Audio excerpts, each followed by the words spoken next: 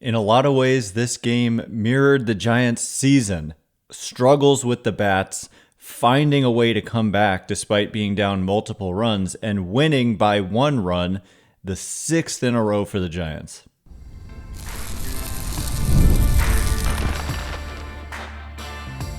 You are Locked On Giants, your daily San Francisco Giants podcast. Part of the Locked On Podcast Network, your team every day. Hello and welcome to Locked On Giants, part of the Locked On Podcast Network, where it's your team every day. My name is Ben Kaspick, and on the show we provide daily episodes Monday through Friday talking about the San Francisco Giants in a way that's data-driven and rational, but also simple, passionate, and accessible to all. I'm a former contributor for the baseball statistics and analysis websites Beyond the Box Score and RotoGraphs. I've been podcasting about the Giants since 2015, hosting this show for over 6 years, and I'm a lifelong Giants fan. Thank you for making Locked On Giants your first listen every day. We're free and available wherever you get your podcasts, including YouTube, so check us out there if you have not already, and please hit that subscribe button wherever it is that you're following the show. This episode is brought to you by Monarch Money. Take control of your finances with Monarch Money. Use code LOCKEDONMLB at monarchmoney.com for 50% off your first year. And coming up on today's show, we are going to get into the Giants' dramatic 1-run comeback win. This just seems to be what they've done all season long. And also, Matt Chapman hitting the injured list and how big of a blow that is. And also, Willy Adames stepping up after this 1 or 2 days off and coming through with a big game in Colorado with a mental reset. So all of that coming up today.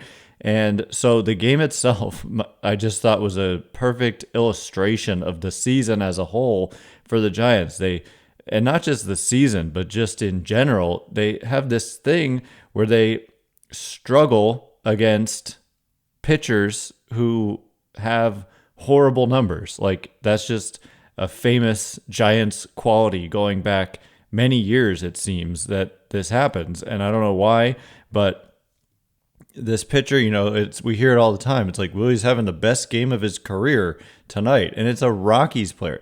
The Rockies somehow have scored the fewest runs in baseball despite playing their games, or half their games, at Coors Field, and they also have allowed the most runs. So, which is not shocking considering how bad they are and that they play half their games at Coors Field. But the Giants just got shut down by these guys. They got shut down by the starting pitcher who came into the game with an ERA of 8.5. 8.5 in how many innings? I don't even know. Now his ERA is 7.77. So he had obviously pitched enough to accumulate. Well, let's see. He's thrown 22 innings on the season, and this is his first season of Major League work. So, yeah, he's got a 7.77 ERA after mostly shutting down the Giants. His strikeout rate is just 15%. Walk rate is 12. Like, there's nothing good here about the numbers. And as a prospect, he wasn't super highly regarded either. So, as the Giants struggling against him, he ended up going only 4 innings. The Giants did make him throw a lot of pitches. He did allow a homer, but only 2 runs in 4 innings. And then it was the bullpen outside of getting to the 9th inning that was the Giants just had kind of unacceptably poor results against. Bird, 2 innings, 5 strikeouts. Halverson, 1 inning, 2 strikeouts. Kinley, 1 inning, 1 strikeout. And so those 3 combined ended up going 4 innings, no hits, no walks, 8 strikeouts. So the Giants just looked completely overmatched by Rockies pitching going into the 9th inning. On the other side, it was kind of like a ho-hum, forgettable type game. Kyle Harrison allowed a couple home runs, but only 3 runs total in 5 innings. That does happen at Coors, of course.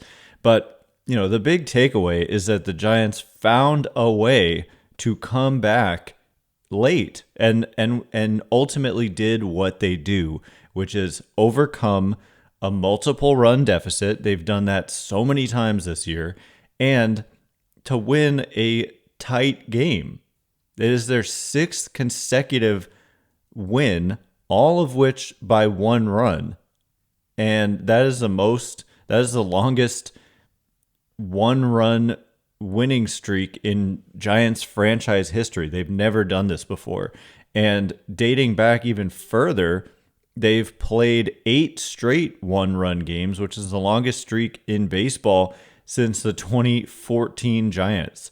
And then the last streak that was longer was the 1988 Braves. That is courtesy of Sarah Langs, who gives a hat tip to Elias Sports for that info.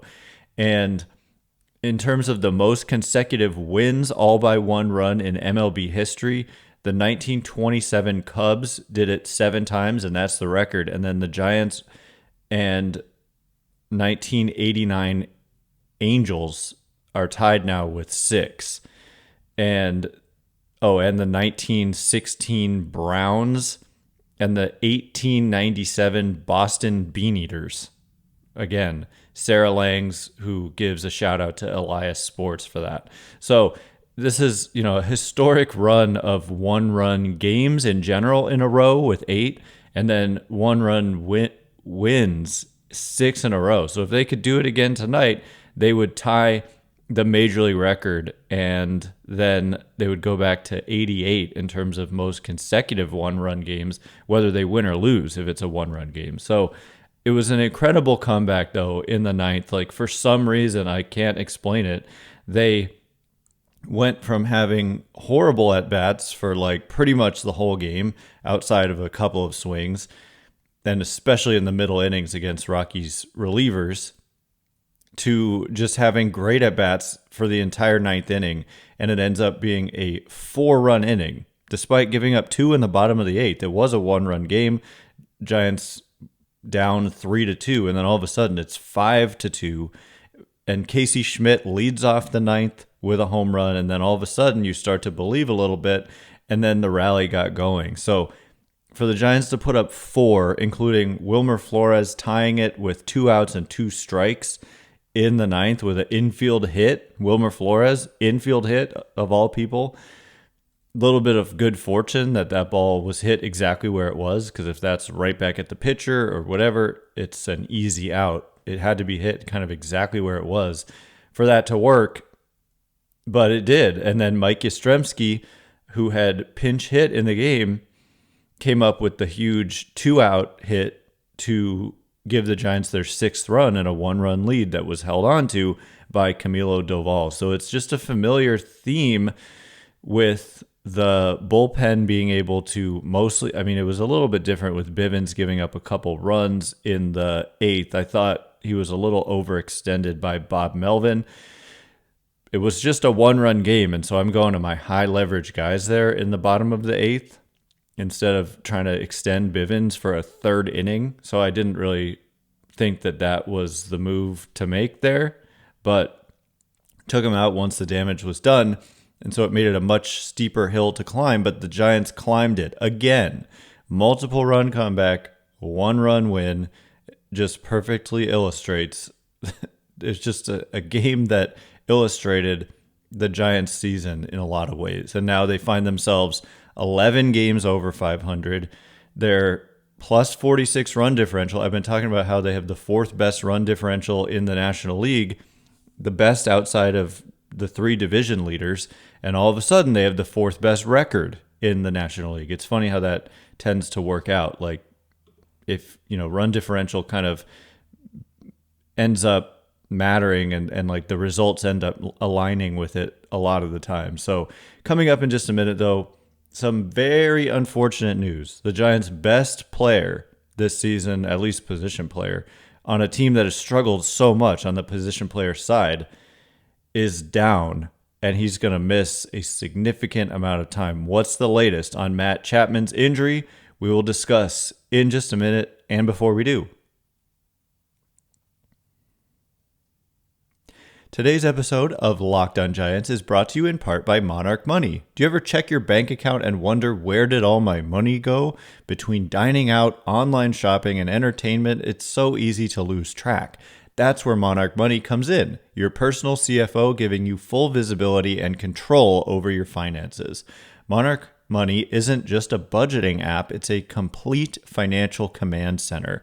You can track all of your accounts, investments, and spending in one place, so you stop just managing your money and start building wealth. For me, absolute game changer. Instead of having all of my accounts just scattered all over the place and trying to keep track, to have them all in one hub is indescribably convenient and good for overall managing your finances. Absolutely game changing.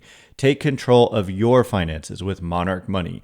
Use code LOCKEDONMLB at monarchmoney.com for 50% off your first year. That's monarchmoney.com, code LOCKEDONMLB for half off your first year.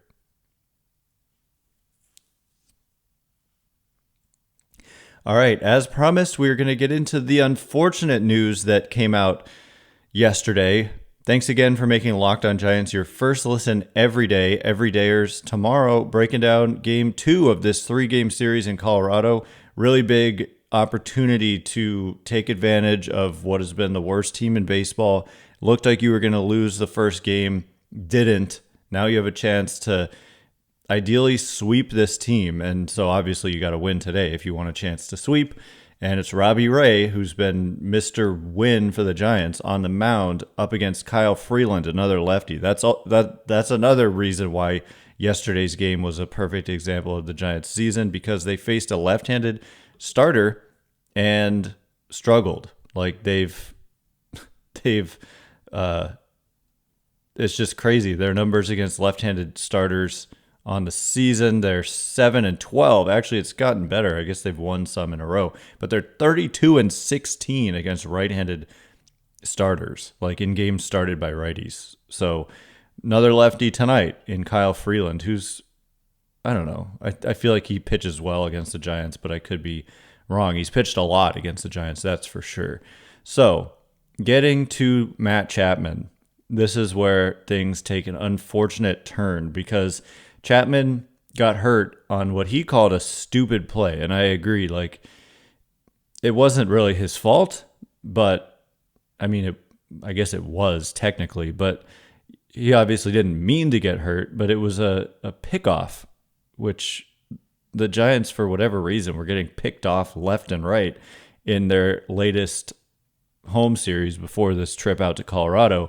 But Chapman got his right hand stuck in the dirt, and his body kept his body, I think his hip kind of bumped into his hand, and his hand was stuck, and yet his hip or whatever it was pushed his hand forward, and it just bent his fingers. And he said that he felt at the time that he may have torn the ligaments in his index, middle, and ring fingers. And so it turns out, they took x-rays at first, but it didn't seem like it would be a bone issue. I'm no doctor, but it turns out, this is courtesy of MLB.com and Maria Guardado, that, quote, his initial suspicions were confirmed on Monday when an MRI exam revealed sprained ligaments in those digits and a bone bruise in his right hand. So he really did a number on that right hand. 3 sprained fingers and a bone bruise. I don't know where the bone bruise is, but I've had a bone bruise, and those are surprisingly very painful. I don't know there's so many bones in the hand. I don't know which, whatever. It doesn't matter. The point is, he's going to miss more than 10 days by a significant amount. And Chapman said, again, quoting Guardado, he'll know more about his timetable after he's evaluated by hand specialist Dr. Stephen Shin in Los Angeles on Friday. But he's expecting to miss more than 10 days and is hoping to return by the end of the first half. And what he means by that is not the first actual half, because we're only 14 games away from the halfway point of the season. But when people say first half, they're talking about the All-Star break. And the All-Star break isn't until kind of mid-July. We're talking, I just had the schedule pulled up. The All-Star break, mid-July. It's the All-Star break is 14th through 17th of July. So that's more than a month away. And so hoping to return by the end of the first half is just not what you want to hear when you're talking about Matt Chapman, because he has been by far the Giants' best position player. When you combine what he does offensively and what he does defensively and on the bases, let's just put it this way. The Giants as a team, non-pitchers, have produced 5.5 FanGraphs wins above replacement, which is 21st in baseball. So not good by their position players, 21st, bottom third in baseball, despite being 11 games over 500 with a run differential to back it up. And again, 5.5 is the number. Chapman is responsible for 2.5 of those 5.5 wins above replacement. So almost half of them coming from Chapman himself. That is not ideal. So you've got Jung-Hoo Lee at 1.8 FanGraphs wins above replacement. Elliot Ramos at 1.4. Everybody else under 1. You got Patrick Bailey at 0.9, doing it just with defense. So it's not just like a matter of wins above replacement. It's also the presence in the lineup and what he can do and what he has done on a team that, even with him producing a 133 weighted runs created plus, 33% above average offense, and even better expected results. So, and he was just getting hot. I mean, he was red hot at the time of this injury. The timing is bad. The fact that he's their best player is bad, best position player, I should say, because Logan Webb might have something to say about that. Robbie Ray might have something to say about that. But basically now, like, the real threats in the lineup become like Jung-Hoo Lee and Elliot Ramos. Maybe you can call Wilmer Flores that. He's been an RBI machine, but overall it's just a 255 average, 322 on base, 413 slugging. It's not like monster numbers, where the monster part of it comes into play as the runs batted in, which is kind of just, I would argue, a matter of coming up with a lot of guys on base, it seems, and just coming through so often in those situations. But it's not like he's always been an RBI machine. So anyway, it becomes an opportunity. It's a big deal. It's a big blow, and it's good to have Casey Schmitt on hand. That's all I can say, because there, and I'm not just saying this because, defensively Casey Schmitt is regarded, not just regarded, I mean, we've seen it, regarded and we've seen it as a very good third base defender. We've seen him play all over the infield, short. He's actually played more short than third because he's been blocked by Matt Chapman. But when he's played third, he's produced 4 defensive runs saved, 3 outs above average in just 313 2/3 career innings there. And he has not played well as a shortstop, according to the advanced metrics. But what gets me excited potentially is that Casey Schmitt looks to me, I've been saying this all year, first of all, that he was kind of miscast as a first baseman. You're wasting a lot of his value. But secondly, what I've been saying is that he's been hitting the ball well and just not getting the results to show for it. He's got a 345 expected weighted on base average, and that's a mouthful, but it's a very robust, all-encompassing offensive metric that is scaled so that league average is the league average on base percentage. And so the league average on base percentage this year, well, actually, I guess it's not exactly scaled to that. The league average weighted on base is 314. For some reason, league average on base is 316. Maybe some pitchers have hit or they lost their DH. I don't know exactly why that's different, but 314 is the league average, and Schmidt's expected number is 345. So about 30 points higher than league average, but his actual weighted on base average is just 279, which is 35 points lower. So I've seen it with my eyes. He's hit into bad luck. He's hit the ball hard a lot, and those balls have been caught. And last night, he finally ran into one. It was his first home run of the season. Worth pointing out, he finished out 2024 on a really solid hot streak and ended up with an above average offensive line, hitting 252, only a 283 on base. So that's below average, but a 477 slugging, 6 homers in 113 plate appearances. So he's a guy who has power. He's a guy who's a plus defender, and we've never really seen him get an opportunity for regular playing time at third base. And now he's going to get that chance. And not only do I believe that he could be a breakout candidate at this position, given this time he's going to get, a month of probably regular playing time, but also if he does that, Casey Schmitt, I hate to say it because I like him a lot. I like him as a player a lot. He could be a trade, candidate. He was, I think it was Susan Slusser reported that he received a lot of offseason trade interest from other teams because the Giants or opposing teams know that the Giants have Matt Chapman locked up for the next 6 years, and other teams see in Casey Schmitt something that they like. And so letting him play and potentially letting him do well would only increase his trade value if it comes to that.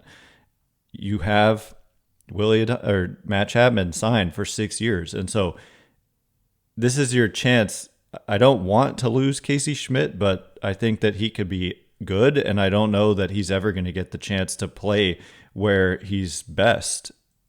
Maybe if Tyler Fitzgerald stumbles, Schmitt becomes your next in line second base option.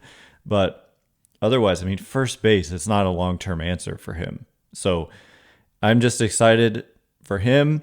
And I think that he could do well in this role, at the very least defensively. I think he only had 1 ground ball last night, but he turned a double play. I believe it was in the 9th inning. Started a double play. So anyway, coming up in just a minute, another key player who has to step up is Willy Adames. He got a little bit of a mental reset, and with that mental reset, he had his best game in a long time last night. So we'll discuss what Willy Adames did and what the Giants need from him in just a minute, and before we do. Today's episode of Locked On Giants is brought to you in part by Supply House. Get the supplies you need from the site that's made for the skilled trades. Supply House. Whether you're in plumbing, HVAC, or electrical work, Supply House is the reliable way to order products online. Their easy-to-use website is packed with helpful resources and the latest product info to help you get the job done right. Plus, with a complete inventory of over 200,000 parts from 400 plus top brands, you'll find exactly what you need delivered fast from coast to coast. Need help with an order? Supply House offers expert support and industry-leading service, so you'll always talk to a real person.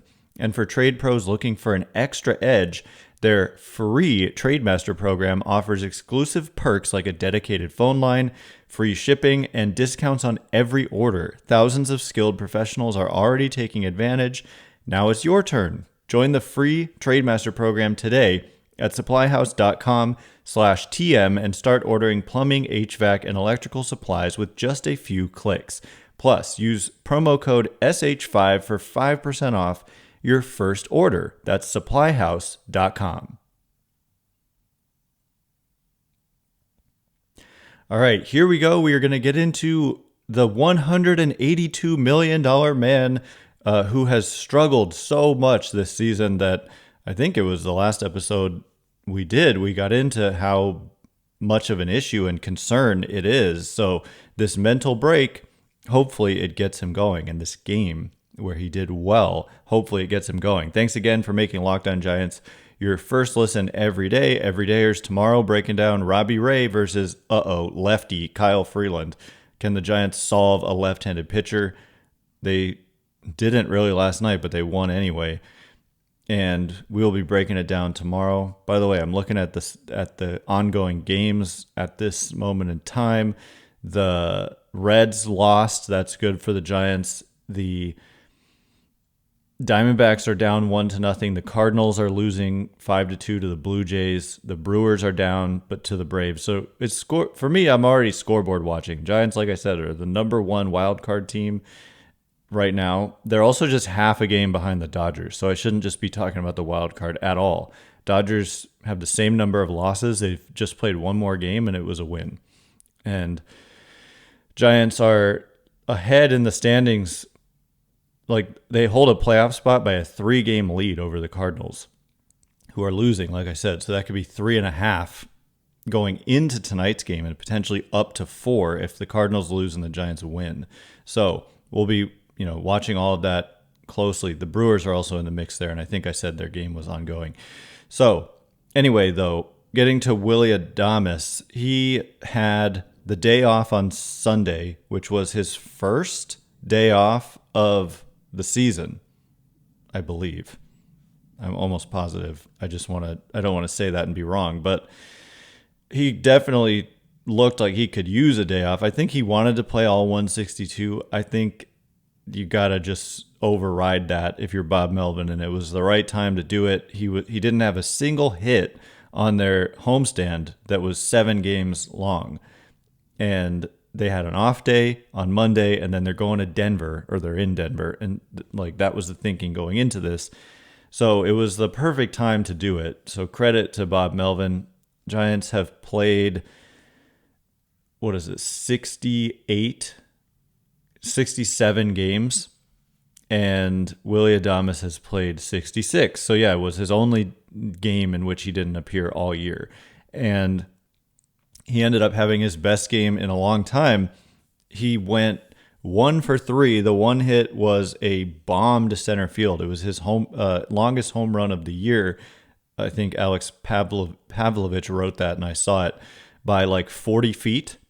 It is Coors Field, but nonetheless, he did move up in the lineup, back to second in the absence of Chapman. Jung-Hoo Lee first. I like that setup much more than I like Daniel Johnson. It was a lefty on the mound, so we'll see when there's a righty on the mound if they go back to Daniel Johnson. I'd rather just keep it like this and have Johnson hitting towards the bottom if he's in there. But Willy Adames also has reverse platoon splits in his career, not just this season, in his career. And last I checked, they were major this season. He was doing his normal stuff against right-handed pitching. He just was struggling immensely against left-handed pitching, which is not what you'd expect. So this year, the numbers have actually come down now to where he's been a little below average against right-handed pitching as well.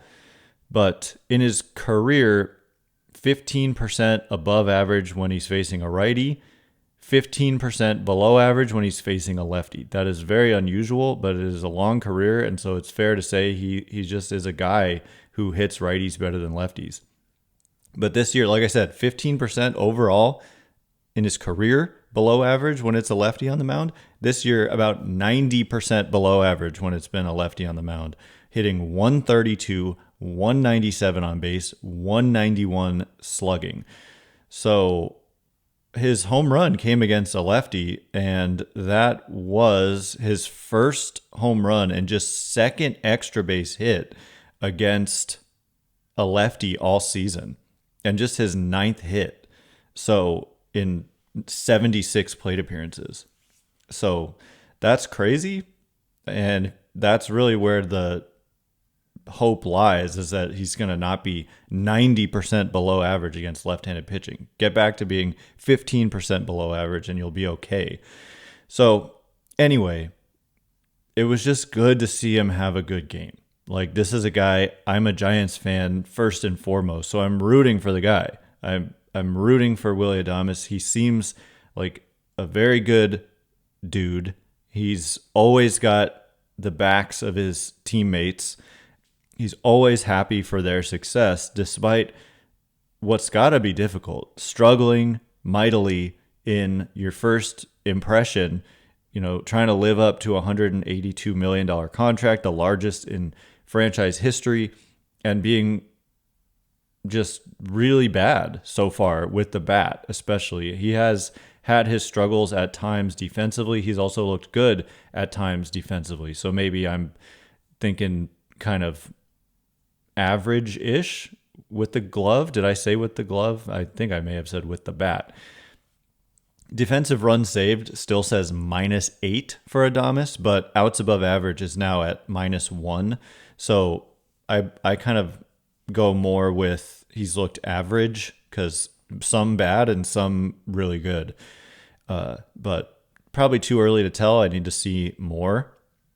But the bat, 30% below average, even with yesterday's game, in which it was 166% above average offense. So one of the big things he did there, though, is not just the home run, but drawing a walk in the 9th inning. I can't remember exactly how many outs and what the situation. Were there 2 outs at that point? If I just see the lineup, I will remember. Ramos was up next. So no, there was only 1 out, but it was first and second, 1 out with the Giants down 2. And then his walk loaded the bases, and then Ramos hit a sac fly, and then Flores hit the infield single. Jung-Hoo Lee also tagged up on the sac fly. So Willy Adames, he got down 0-2. I rewatched that whole inning from the Rockies broadcast just because I like to do that, to feel the pain of the opposing team in a game like that, or the opposing announcers, I suppose. But yeah, so he fell behind 0-2 fastball, and then he flailed at a slider, and then he battled back. Tyler Fitzgerald also battled to draw a walk in that inning. So just as big as the home run was that plate appearance where he drew a walk. So even with all of his struggles, he's still done a pretty good job at not chasing. Sometimes there's wild chases, but for the most part, he's been good at not chasing. And his walk rate is 10.9%. The league average is